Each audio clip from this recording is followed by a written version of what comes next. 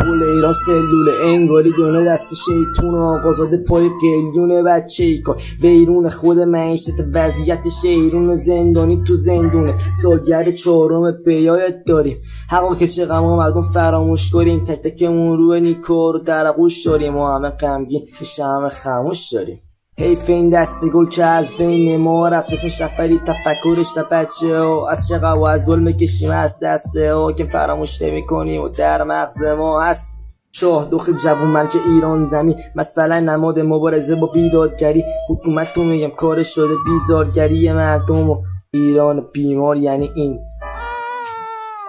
تمام جهان رو گشتم دلیرتر ازش نیست دل و قلبش خاکی و کبیرتر از این نیست چهره معصوم و ناز و بیگناه‌تر از این نیست دیگ نیست کثیف نیست والله خبیث نیست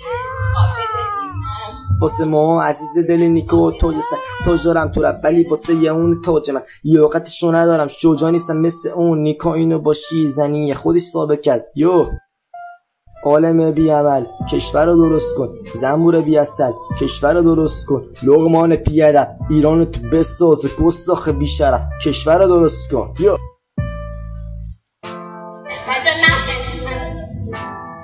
سلطان جنگل میگفت شما چرا اینجورین حیوونا گفتن چون تو شدی سلطان ما ببین ما رو خطرناک هشدار ما شغالاتون همه جا هستنه خوش به حال ما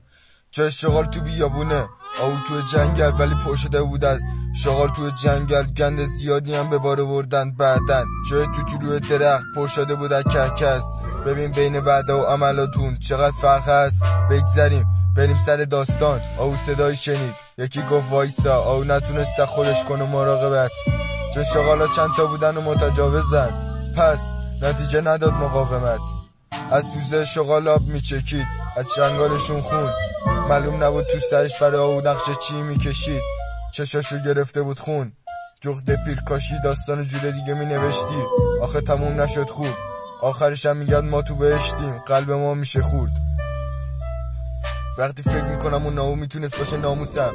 فکر میکنم چرا باید بلند کنن دست رو زن باید بالاخواه مظلوم باشی هر روز نه همیشه مشتی شما بزرگتر مایید مگه قرار نبوده بزرگترمون یاد بگیریم ولی بدریدید ازتون بدجوری دلگیریم دیگه ساکت نمیمونیم بابت هر درگیری تو هم خدا بخواد تقاص کارتو قبل مرگ میدی ما غیرت داریم سر هموطن باید جور تخریبی